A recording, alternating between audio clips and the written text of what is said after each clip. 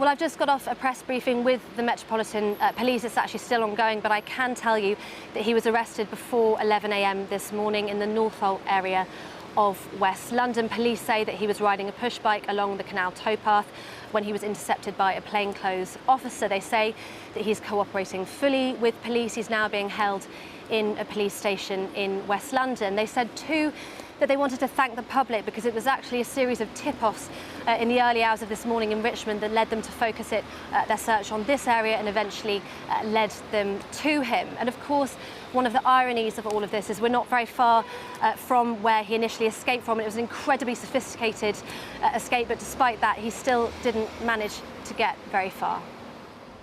His prison break and the subsequent manhunt was something like a Hollywood film, even if leafy West London suburbs make for an unlikely set. There was the food lorry, the escape vehicle whose underside he clung to dressed as a chef, jumping off just before it was stopped by police. The public appeals, photos of his clothing, a £20,000 reward for information leading to his arrest. Heat-seeking scanners too and helicopters scouring this park in Richmond, with sightings in Kew and Chiswick overnight and into this morning. Daniel Khalife was arrested just before 11 a.m.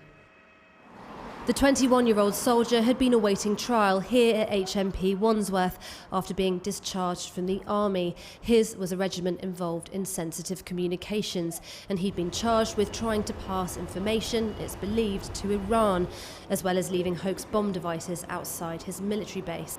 Alleged crimes that fall under the Official Secrets and Terrorism Acts. He told the court he would plead not guilty to all charges. The Prime Minister was interrupted at the G20 summit in Delhi to be told the news. It's good news that we've recaptured the person concerned. As people already know, the Justice Secretary has initiated an inquiry into the circumstances of his escape, and that work will continue. But this is obviously very welcome news, and again, my thanks to the police, but also to the public for their help.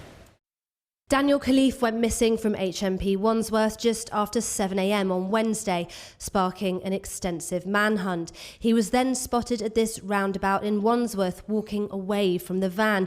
Presumably it was here that he jumped off. He was later spotted 6 miles away in Chiswick before his arrest. The focus for police and government is now on how he escaped, with Labour criticising the Ministry of Justice's record on prisons.